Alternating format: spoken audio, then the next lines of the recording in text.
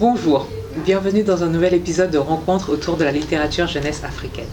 Aujourd'hui, nous avons le plaisir de recevoir Mélanie de l'association Lusophonie. Par rapport à l'épisode précédent, nous avons présenté deux œuvres de la littérature afro-brésilienne, des éditions Paillasse. Aujourd'hui, nous vous en présentons deux autres. Moi, je vais vous présenter Bruna et la poule d'Angola. Et moi, je présenterai Kofi et les garçons de feu. A tout de suite. Donc, du coup, Kofi et les garçons de feu, l'auteur c'est Ney Lopez et l'illustratrice Hélène Moreau.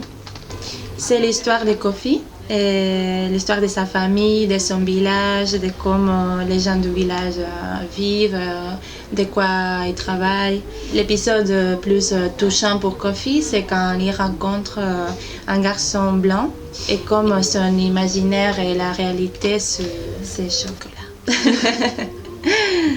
Oui, et ce que j'ai beaucoup aimé, c'est quand l'imagination de Kofi qui parle. Et c'est joli de savoir que c'est les animaux, les légumes, les choses que lui il connaît bien dans son village. Parce qu'en fait là, alors Kofi, il n'a encore jamais vu de blanc. Et là, il est en train d'imaginer, d'après ce qu'on lui a dit, parce que du coup, la façon dont on lui a présenté le personnage blanc, il essaie de se l'imaginer. Donc, on lui a dit qu'il existait des enfants qui avaient les cheveux jaunes. Donc, lui, il imagine un enfant avec les cheveux d'un lion. Et après, aussi, il a entendu qu'ils ont la peau claire, comme les maïs, parce que pour lui, ça lui fait penser à la couleur du maïs quand il n'est pas encore mûr. Donc lui, il imagine les enfants qui ne sont pas comme lui, comme ça. J'aimais le dessin, mais aussi comme en fait un enfant, il peut imaginer ça qu'il ne connaît pas. Non? Donc du coup, il attrape tout ce qu'il a l'habitude de voir. Non, et les cheveux jaunes pour lui, c'est pour il a vu un lion. Oui, donc la peau claire, le maïs. Mais alors le maïs qui n'est pas encore mûr, c'est ce qu'on lui a dit que c'est couleur maïs qui n'est pas encore mûr. Ça. Alors moi aussi, franchement, déjà j'ai bien aimé les illustrations. On nous montre bien les réactions, comment il imagine les choses, les images où on voit quand il rencontre pour la première fois le petit garçon blanc. Et comment ils se regardent tous les deux et comment ils se touchent en fait. Finalement. Le petit garçon blanc qui touche en se disant ça va tâcher. Et le petit garçon noir qui touche en disant ça va brûler parce qu'on lui a dit que ils étaient chauds, ce sont les enfants du feu, c'est ça? Oui, parce qu'ils sont rouges. Voilà, comme ils sont rouges. Quand il y a le soleil, quand ils s'énervent, ils sont rouges. Donc du coup, on les appelle enfants du feu et qu'ils brûlent. Donc ils touchent le petit garçon blanc en se disant que ça va brûler ou des choses comme ça. Et ça m'a plu de voir sous le regard d'un enfant comment se passe la rencontre, déjà l'imagination et la rencontre avec quelqu'un de tout à fait nouveau. Oui, et ça me dit aussi, les adultes, on a aussi des préjugés. Donc en fait, c'est par rapport à notre expérience, c'est par rapport à ce qu'on a entendu, mais en fait, c'est pas du tout réel, non? Donc ça c'est important aussi de penser aux adultes qu'on doit faire cet exercice aussi. Moi, d'autres choses que j'ai vraiment aimées, c'est les détails qu'on a à l'intérieur. Oui. Les détails par rapport à la vie à ce moment, parce que ça se passe avant l'indépendance. Ça se passe à peu près 7 ans avant l'indépendance. C'est un souvenir d'Amadou Hampâté-Bâ. Moi, j'ai lu la version française il y a quelques années. Et je n'avais pas lu cette note qui était très importante et qui précise que c'est un souvenir d'Amadou Hampâté-Bâ. Je m'en suis juste rappelé comme étant l'histoire où on rencontre le petit garçon noir rencontrer un petit garçon blanc. C'était le souvenir que j'avais. Mais avec Mélanie, qui me l'a traduit, qui me l'a lu en me le traduisant et tout, ça m'a remémoré les choses et je me rends compte que c'était pas une histoire banale en fait. Ça a l'air d'une histoire banale comme ça parce qu'on dit juste que c'est il rencontre quelqu'un de nouveau. Et c'est quand même le souvenir d'Amadou Hampâté-Bâ qui est un grand penseur et auteur africain, c'est pas n'importe qui. Et il y avait plein de petits détails à l'intérieur, comme comment les noms. De Ghana, en fait, que ça vient d'un très important empire africain. L'Empire, voilà. Avant L'Empire Ghana. 700 C'est 700 ans avant, exactement. Donc, 700 ans avant, c'était l'Empire du Ghana. Ouais. Il y a le nom des enfants, enfin, Oui. quand on est. Exactement aussi, oui. Ça dépend de la place, combien de frères ou de sœurs tu as, si tu es né un lundi ou un mardi. Oui, ça ne savais pas. Donc, c'est plein de petits détails comme ça sur la vie. Comment se passait la vie avant l'indépendance et comment ça a continué de se passer un peu par la suite. Voilà des petites pages informatives pour plus en savoir sur le Ghana et l'histoire du Ghana. Et on a même donc, on nous parle de l'économie, la population, la faune, la flore. C'est les vêtements, c'est ça? Oui, les vêtements, les maisons, les aliments. Et ça, c'est les jardins. Avec tous les légumes, que c'était très important. Voilà. Et je trouve donc que c'est un livre très bien fait, très bien illustré et très intéressant à lire. Alors, parce que du coup, c'est toi qui as décidé de... Tu as vu les 4 livres et toi, tu as voulu présenter celui-ci justement. Oui. On voit qu'au début, que c'est une histoire toute simple, ou même l'histoire typique de oui, on est tous pareils, on doit, tu vois, que c'est un peu simple, mais en fait, non, si tu lises là-dedans et tu te fixes dans les détails, c'est plus que ça. Et moi, surtout, c'est ça, c'est l'imagination. C'est joli avoir de l'imagination, mais on ne doit pas nous bloquer à ça, non? Rester coincé avec ça qu'on imagine, sinon aller plus loin. Oui, très intéressant en portugais, mais on va essayer de vous placer une traduction française pour que le plus de gens possible le lisent, parce qu'il est vraiment très très bien. Moi, je vais vous présenter Bruna et la poule d'Angola. Bruna et a galinha d'Angola. Il est moins compliqué que l'autre, que ce que j'ai présenté la dernière fois. C'est de Gersilga de Almeida et les illustrations sont de Valeria Saraiva. Donc Bruna, c'est, on va dire pour à partir de 3 ans, vous pouvez le lire à votre enfant. Une petite fille qui se sent seule. Sa grand-mère alors lui fait une surprise pour son anniversaire. Elle a fait ramener une poule d'Afrique. Donc apparemment poule d'Angola, et qu'elle lui offre à son anniversaire. Et à partir de ce jour, la petite fille ne se sent plus seule, elle va même se faire des amis, elle va jouer tout le temps avec la poule, c'est la poule qui était représentée sur un tissu de sa grand-mère. La grand-mère vient d'Angola et elle raconte souvent à Bruna la légende de comment s'est créé le monde.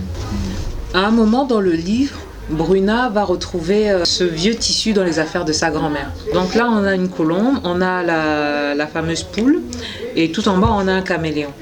Et ces 3 animaux sont en fait les 3 personnages qui sont à l'origine du monde, selon le souvenir de la grand-mère de Bruna. Moi, Bruna et la poule d'Angola, ce que j'ai aimé, c'est que pour Bruna, c'est très important les histoires et les légendes de sa grand-mère, parce qu'elle ne connaît pas les villages de sa grand-mère. Donc du coup, pour elle, c'est comme tu vois, une personne très très importante dans sa vie, à Bruna, parce qu'elle n'a pas d'amis, elle ne connaît personne. Donc oui, la grand-mère, elle est toujours avec elle la raconte. Et la poule, oui, c'est une espèce de lien entre les deux. Et ça entre les deux et aussi entre la ville et les pays de la grand-mère. Donc la poule, elle arrive à tout connecter. Et moi, j'ai beaucoup aimé ça. L'importance des racines et des histoires. J'aime bien la façon dont tu l'as dit, dire que la poule est le lien, de rappeler que la grand-mère est très importante aux yeux de Bruna. C'est la personne que Bruna va le plus souvent voir. Et cette grand-mère, par ses paroles, par ses récits, elle construit énormément Bruna en fait. Ça rappelle l'importance de ce qu'on transmet à ses enfants. Parce que voilà, Bruna, elle se sentait un peu seule au début. Tout le monde va vouloir jouer avec la poule, elle va se faire plein d'amis. Mais du coup, dans l'éducation des enfants, l'adulte est très important. C'est l'adulte qui va aider à l'enfant à se construire. Ça parle aussi de transmission, ça parle aussi d'image. héritage, oui, de son identité en tant que descendant de personnes africaines, en fait. On parle de lien entre la grand-mère et Bruna, et il y a quelque chose de très intéressant que tu disais tout à l'heure. Oui. En fait, ça m'a touché la relation entre Bruna et sa grand-mère, parce que moi, bon, je suis d'origine espagnole, c'est ça. Mais en fait, mes parents et ma grand-mère, elles sont d'origine du sud de l'Espagne, et moi, je suis née au nord. Et c'est vrai que pour moi, je ne connaissais pas le village de ma grand-mère ni de mon père. Et ça m'a touché ça, parce que moi aussi, quand j'étais petite, c'était ma grand-mère qui me racontait plein d'histoires. Et je connaissais son village à travers ces histoires. Et c'est quand j'étais là, il y a 2-3 ans, que j'ai décidé de connaître le village de ma grand-mère.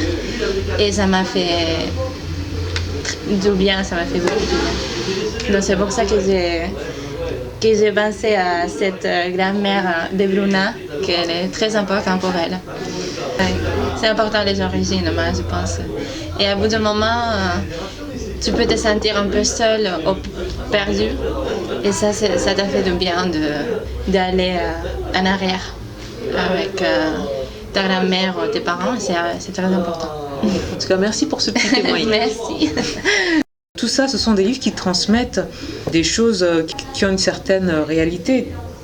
La transmission est le mot qui revient souvent ici. La transmission selon l'endroit où on est né, parce que là, donc ça se passe de l'autre côté de l'Atlantique, loin de l'Afrique.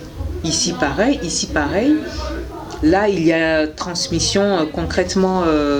On rapporte les souvenirs de l'Afrique et on les transmet aux plus jeunes. Dans celui-ci, il est plus question de faire vivre la mémoire d'une femme qui a été importante, qui a écrit une lettre pour dénoncer la maltraitance dont elle est victime. Et là, c'est vrai que c'est aussi transmission, mais genre la culture, la tradition, dire comment ça se passait avant, parce que c'est clair qu'Amadou Hampâté-Bâ était témoin de l'évolution du monde, l'évolution de son pays, l'évolution des mœurs et tout ça. Donc pour lui, c'est important de montrer comment les choses se passaient avant. C'est important, oui, qu'on garde en mémoire que la façon dont les choses étaient faites avant suivait une certaine logique qu'il ne faut pas à tout prix déconstruire ou complètement déconstruire, en fait. Moi, je pense que l'évolution, c'est bien, mais c'est important de garder le fil avec le passé, ne pas vouloir tout rompre. Le passé a sa raison d'être, en fait. La construction d'aujourd'hui et de demain. Et c'est important de rappeler tout le temps de façon à ce que la construction du présent et de demain ne soit pas perturbée. Je voulais te remercier parce que moi je ne connaissais pas tous ces livres et c'est vraiment... Oui, j'ai adoré et je pense que je vais continuer à lire d'autres en français ou dans d'autres langues aussi. Donc merci beaucoup. Merci à toi Mélanie. Donc franchement, une fois de plus, c'est grâce à elle que je sais exactement ce qu'il en est dans les livres. Parce que même si ces deux livres-là, j'avais lu les versions françaises il y a quelques années, je ne m'en rappelais plus vraiment. Et voilà, c'est disponible sur la médiathèque en ligne. Vous réservez votre livre en ligne. Vous pouvez réserver jusqu'à 4 livres. Vous les récupérez en point retrait dans la rue des Cordeliers. L'épisode touche à sa fin. On espère que comme nous, vous aurez apprécié découvrir donc Bruna et la poule d'Angola et Kofi et le petit garçon de feu. Donc merci à toi Mélanie. Merci beaucoup. Et à vous, nous vous disons à bientôt. À bientôt.